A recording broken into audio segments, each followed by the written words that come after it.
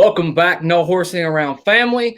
I'm your host, Zach Boyd, and super cool guest today, Derek Larger, one of our favorite friends of the show. We have him on here, and I thought it'd be cool to talk about the top 5 players, not the most talented players, but the 5 most impactful players this year. We're going to include an honorable mention. We'll work our way from the back all the way down to number 1. Derek and I's list may be the same, maybe some differences. It'll just be a nice, healthy discussion. Derek, thanks for hopping on, man. Yeah, absolutely, man. So let's just jump right into it. I'm going to start with my honorable mention, and I'm going to go with the guy who has made a big impact on this football team this year, just purely from the standpoint of how he's affected, the scoreboard. And I'm going to say Mo Alley-Cox, especially the last several weeks. He's not in my top 5, but he's definitely honorable mention, and he has added an element to this football team, and he's built this relationship and this rapport with Carson Wentz. He seems to trust him a lot inside the red zone. Where are you at, Derek? Yeah, I'm going to go with Bobby Okereke.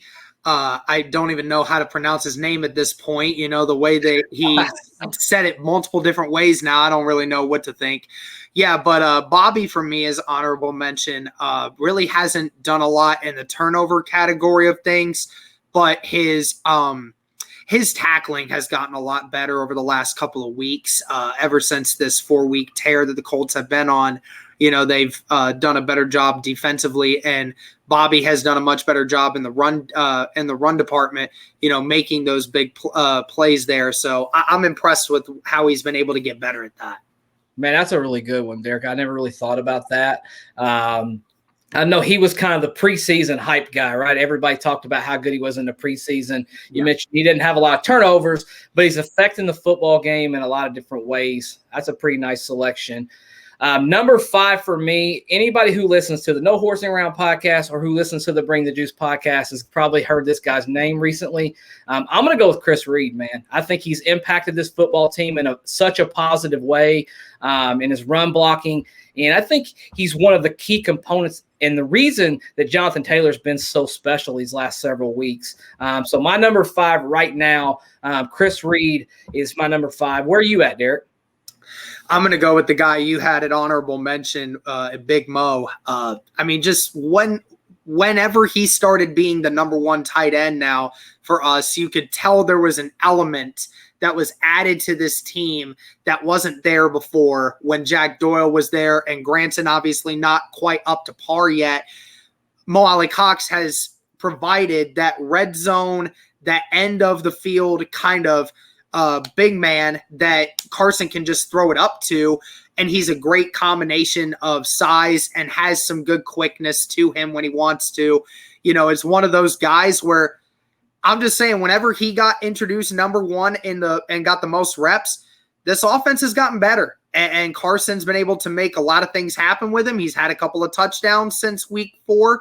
So, all things considered, it's really nice to see Mo Alley-Cox finally starting to take a little bit more of that leap.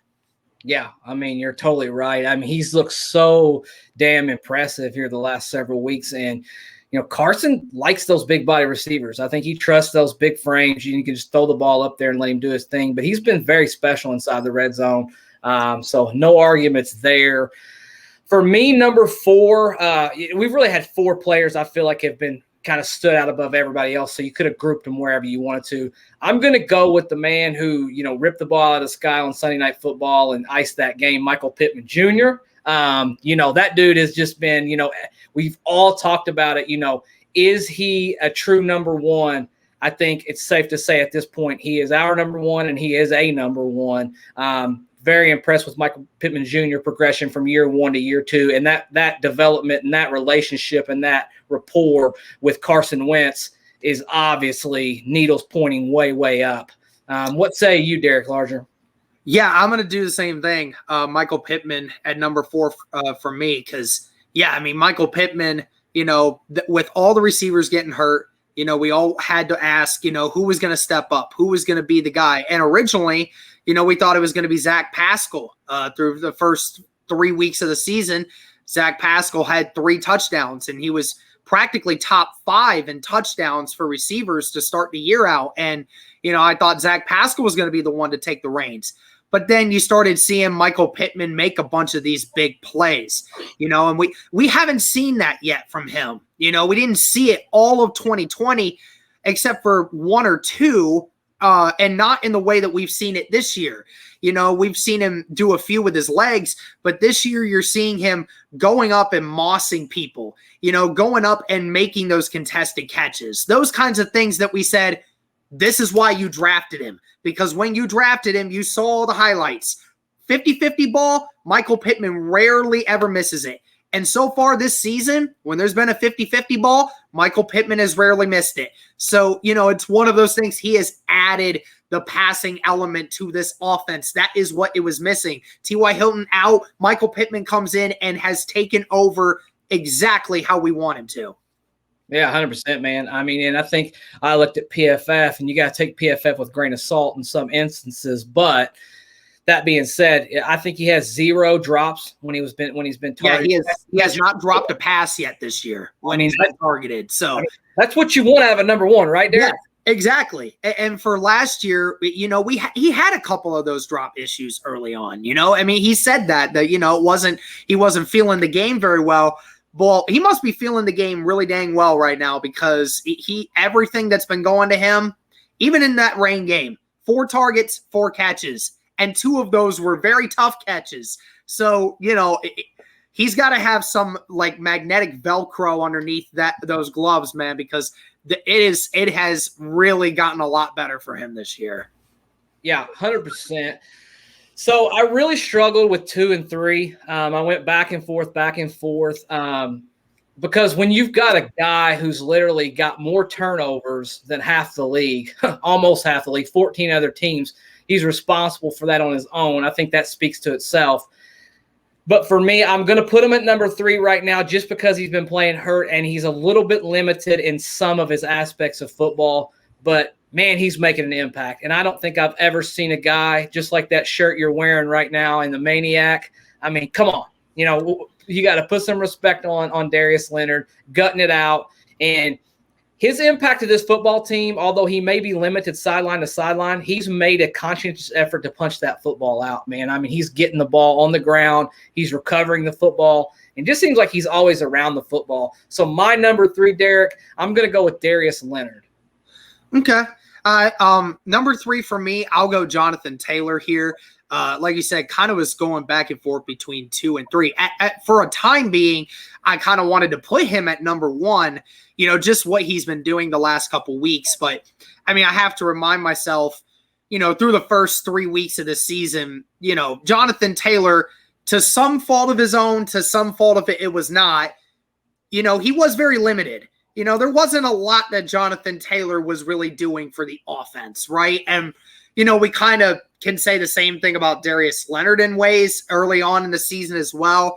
But like you said, Darius Leonard's been hurt all season. Jonathan Taylor doesn't have that excuse. I know he's had a few offensive line issues early on, and the run blocking has now finally started to pick up a little bit. But, Jonathan Taylor, what can you say? Over the last 4 weeks, this guy has just been phenomenal. And how ironically enough, again, the offense started picking up once Jonathan Taylor started getting 20-plus touches a game. And this is what you need from your big man, from your running back, who is the second best running back in the NFL at the moment in time. So, with what he can do rushing, he's second in rushing yards. And then, he's, I don't know where he is in touchdowns right now, but I guarantee it's quite pretty far up there. And, for the usage, I still think he gets underused at times. What he's been able to do and turn it in the way he has, it's no doubt that Jonathan Taylor deserves to be amongst the top here on this Colts roster. Yeah, 100%. We were flip-flopped on this probably. I can see it either way, honest to goodness. Those guys are, so close. I'm going to go with Taylor just because as my second guy, just because I feel like he's made such an impact to this football team. Not just the running game, though. I think he's become a much better pass catcher this year. Yeah. I know he has dropped a couple passes, but all in all, he's been pretty solid, especially in the screen game. He's given a different element to his game. And I think one of the knocks coming out of college was he just didn't catch a lot of passes, right? Yeah. But get thrown the ball a lot, not in the Wisconsin, style of offense. You didn't throw the ball to your running backs a whole lot. You just smash people right in the mouth at Wisconsin for 2,000 yards a season, I might add. So I don't know if you're running for 2,000 yards a year. I don't know that you need to throw the football a whole lot, but he's turned into something. He's been a special player for this football team, and he has one of those rare abilities, Derek.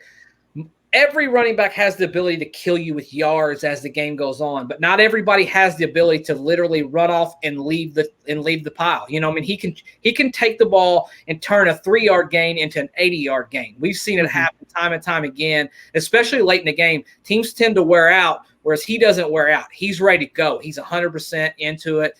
So my number 2, we just kind of flip-flopped. I went Jonathan Taylor at number 2. Who do you got at number 2? Yeah, I'm going Darius Leonard here. Like you said, this guy has more takeaways this season than half the teams in the NFL. That's insane for one guy to do what half the league isn't doing all as a team. He's doing it by himself right now. And again, remind you, he's not 100%. And that's what makes it so much more impressive is that he's doing this despite the fact. And I know the defense has not been great this year. I know that, and that's not all Darius Leonard's fault. Leonard has certainly had his fair share of problems this year, but he has been the spark on the defensive side. He has been the only reason this defense has been able to get any sort of rhythm going is because the big plays that he makes and the intensity that he brings on that side is what this team needs, and the defense feeds off it the same way Jonathan Taylor feeds the offense. When a big play like that happens, Darius Leonard is there to make it. I can't say enough about the Maniac. Again, for a team that has had a lot of question marks about the defense, just for him to continuously go out there, we're seeing him perfect the football punch, just something that we haven't seen since Charles Tillman. And honestly, Darius Leonard might be better at it than that. We're going to see at some point. But, Darius Leonard is just a beast right now. And if he keeps this pace up, this dude's going to finish with, right now, honestly, he might finish with 20 takeaways if he keeps this up. And that might be more than about a third of the league. That's incredible if he keeps that up. So I give him props for doing what he's doing while not being 100%. 100%, man. You couldn't have said any better. And I don't think you really could have went wrong with Taylor or Darius Leonard anyways, wherever you ranked them. Number 1, I'm assuming we're probably going to have the same guy there, but we'll both take a second to kind of speak on it. Carson Wentz, man. I couldn't be more excited about the trajectory that Carson Wentz has, going for himself as an Indianapolis Colt. We all wondered what Carson were we going to get? And I think we're all starting to find out that we're getting a pretty good representation of Carson Wentz. You get a line that's capable of blocking for him. You get a guy who's learned the playbook. You get a guy who's comfortable just feeling the game around him.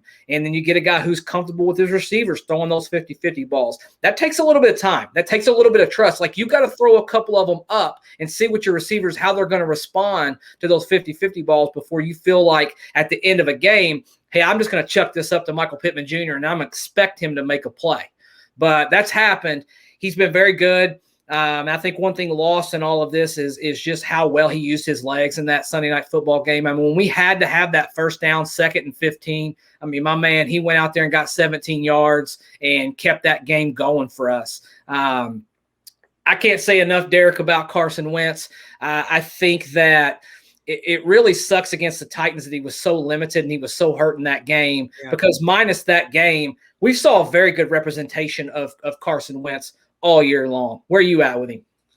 Yeah, Frank Reich stated it last week that this is the guy I remember in Philadelphia. This is the one I remember. And we're talking 2017 Wentz when he was about to be MVP. And, we're starting to see it now. And, we see so many people continue to try to nitpick. Oh, he had 2 throws again in San Francisco where he shouldn't have made those throws.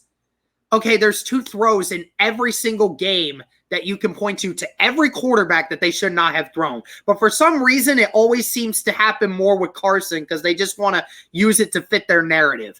But what we've seen the only quarterback to have 10-plus touchdowns and only 1 turnover interception-wise. I do know that he has 2 or 3 fumbles on the year. We'll obviously talk about that later. But, again, he is the best quarterback in the NFL at throwing over 20 yards, the most accurate. He has been the most accurate quarterback at throwing outside the numbers. He is now a top 15 quarterback in QBR. He is the best quarterback in touchdown to interception ratio. He is a top 13 quarterback in completion percentage. I mean, this guy is playing at a great level. You mentioned it. What Carson Wentz were we going to get? Everyone was hoping, we were hoping for, a above average Carson Wentz. An above average Carson Wentz with this roster should still be able to win you quite a few games. I would argue this Carson Wentz has not only been good, but a lot of times has been great. I mean, this guy has made the plays that is needed to win football games. I mean, if it weren't for Carson Wentz, this team might not have won a game yet this year. Maybe 1, maybe 2 at the most. I mean, this team is actually really underperforming if it wasn't for Carson Wentz throwing the football right now. And I did not come into the season thinking I would say that Carson Wentz would be the reason that we be winning games right now. But right now it is Carson Wentz. And, I mean, that's a really encouraging thing to hear and say about a quarterback that we all wondered if he was even going to be good at all. And right now he's starting to look like he's worth that first-round pick, to be honest. Yeah, I mean, you're 100% right. I mean, Derek, just think about the narrative, the national narrative of Carson Wentz had we won that Baltimore game. Like how people would probably be talking about him right now. We'd have a different record, obviously. And, everybody talked about Lamar Jackson, the great comeback, the great week, what type of leader he had been. Had Carson Wentz won that game where he threw over for 400 yards and he just kind of put his team on his back in that situation on Monday Night Football on the road, it would have been a completely different narrative. It would have been like, oh my gosh, this is the coming out party. This is the comeback, player of the year type of candidate. Had we been able to make a damn extra point, a field goal, get a defensive stop, about a million things we could go back and say we woulda, coulda, shoulda. But he's been a great representation for the Colts. And he's quite honestly, I mean, he's the reason that we're winning these games. And he gives you a feeling at the end of the game now, as we've seen him when we've experienced them. When you're in a tight game at the end of the game, you've got confidence that Carson's going to march your team back down the field and give you a chance to win a football game. Mm-hmm. Yeah, absolutely. I mean, he's done it. He's done it how many times now? I mean, he did it against the Ravens. Had we made that field goal, that we wouldn't be talking about a loss. We wouldn't have been talking about Lamar Jackson at all. We'd be talking about Carson Wentz and the hero that he is. He did it in San Francisco this last week. And, I have supreme confidence that had he not gotten hurt in the Rams game, he probably would have did it too. So, there's a lot of instances where, the knock on Wentz is he's not going to be the guy that you need in clutch time. He has been clutch time this year. I mean, he has, and there's no denying it. Yeah, 100%, man. I mean, and I don't fault some of those passes that he had, in that game in the rain. It's just hard to get used to and prepare how to throw a football under those circumstances. And I think it took him about a quarter and a half to get used to it. And then once he did, man, I mean, he was out there throwing the football around the yard. Last thing we're going to talk about is I'm just interested in your perspective because you always have really good hot takes. What is the player that you're most disappointed in this season? Like you thought, okay, he's going to really be good for our football team. He's going to make a difference. And so far to this point, that player has just really not made a difference for the Indianapolis Colts. Well, there's certainly been a couple of people, but I think on the defensive line, Kamoko Toure for me is one that has been a kind of a disappointment. I thought coming back fully healthy, this is a guy that in 2019 was, amongst the leaders in sacks through 4 weeks, looked like a guy that you could see making a lot of big plays. And Robert Mathis has a lot of high praise for him. Still can't get to the quarterback. Still is getting hurt. I mean, it's just it's a disappointment from on his side. Yeah, man. I mean, you're 100% right. I'm going to go with another guy. And I debated on whether to do this on the podcast because I always hate picking on a guy who's had injury problems. And you've got to commend this player for playing through those injuries. But that being said, he's been on the field and he's not been very good. And I've been very disappointed in Xavier Rhodes, just from the standpoint that, look, you got to have a true number one in the NFL. It's a passing era. I mean, that's football. I mean, there are all these crazy athletic wide receivers. And I think coming into the season, we didn't think that Rock Ya-Sin was going to be our number one cornerback. We were looking at him as being possibly like our third or fourth cornerback. Mm-hmm. Rhodes is just giving up everything, man, and he's out there gutting it out, and I understand. I appreciate what he's doing, and people will talk about that interception that he had. Honestly, I mean, he was just right there. You know, he was right in the right place at the right time. That ball slips off and falls right in his hands. I'm disappointed in Rhodes just because we have to have a cornerback. If we want to make a competitive run as the season goes on, we've got to have one of these cornerbacks step up and start being that guy. You know, I don't know who it's going to be at this point. I think Chris Ballard every single week is bringing in cornerbacks, working out veteran cornerbacks, young cornerbacks, trying to find somebody who will stick. I'm very curious to see if Denard will actually get a call up this week based on injuries. A former first-round pick that just hasn't worked out to this point. But I'm Xavier Rhodes. What's your thoughts on Rhodes to this point, Derek? Yeah, I mean, Rhodes has certainly been somewhat of a disappointment. You know, he's off to a slow start, having the injury right off the bat. Still looks like he's kind of playing a little bit hurt, so he hasn't really been effective much. And, you know, most of the secondary has, you know, just not been very great. And, you know, despite the one interception that he did have, I mean, it seems like one of the only few plays that Xavier Rhodes has made this year. And compared to last year, you know, we want to see him do more of that. 100%, man. Well, guys, that's going to wrap up this edition. We did top 5 most impressive players up and through the first 7 weeks. I just thought it'd be cool to talk about that, discuss it with Derek. Derek, thank you, man, for hopping on here. Always glad to have you on the podcast, and we'll see you around the way very soon. Absolutely. Thank you, man.